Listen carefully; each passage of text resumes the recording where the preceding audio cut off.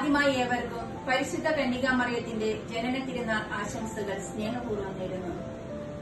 അമ്മ എന്ന രണ്ടക്ഷരത്തിൽ സ്നേഹമെല്ലാം പൊതിഞ്ഞു വെച്ച് മാനവർക്കു പകുത്തു നൽകി ദൈവമലിവോടെ.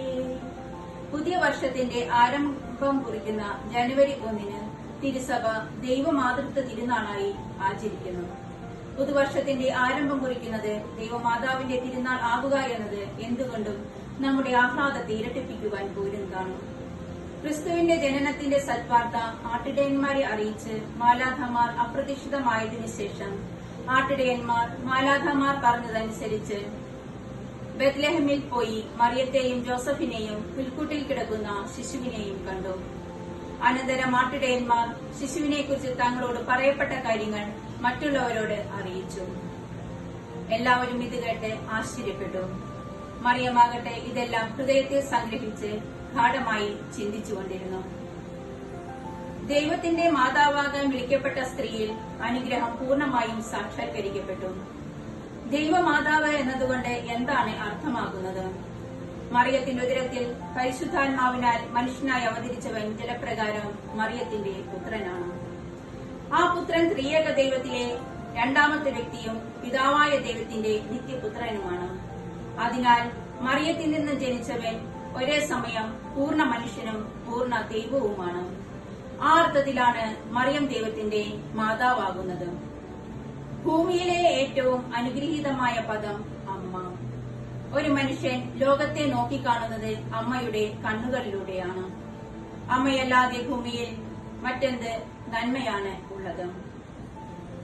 കരുണാപൂർണനും അനന്തജ്ഞാനിയുമായ ദൈവത്തിന് ഈ ലോകത്തിന്റെ വീണ്ടെടുപ്പിനായി മനുഷ്യജന്മം എടുക്കുന്നതിനും വചനം മാംസമാകുന്നതിനും ഒരു അമ്മ വേണം. അതിനായി ദൈവത്താൽ തിരഞ്ഞെടുക്കപ്പെട്ടവളാണ് പരിശുദ്ധ കന്യകാമറിയം.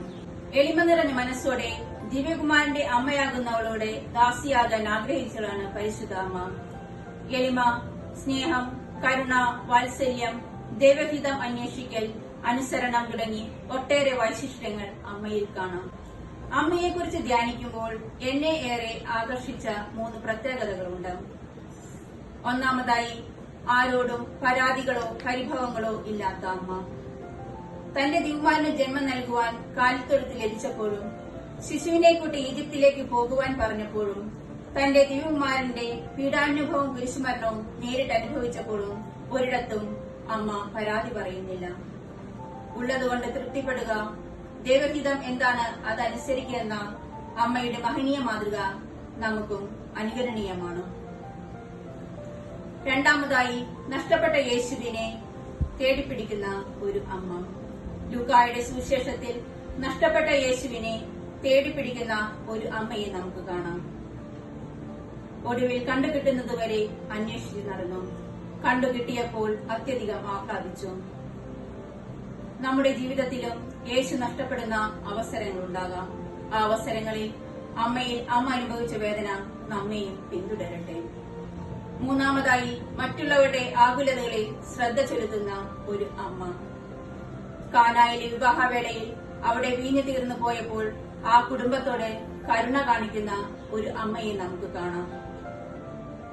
ഏലീശാമ്മ ഗർഭിണിയാണെന്നറിഞ്ഞപ്പോൾ തന്റെ അവസ്ഥകൾ വകവയ്ക്കാതെ അവരെ ശുശ്രൂഷിക്കാൻ ഓടിയെത്തുന്ന പരിശുദ്ധ കന്യകാമറിയം. നമ്മുടെ ജീവിതത്തിലും ചുറ്റുപാടുകളിലും വളരെ വേദനകൾ അനുഭവിക്കുന്ന ഒട്ടേറെ ആളുകളുണ്ട്.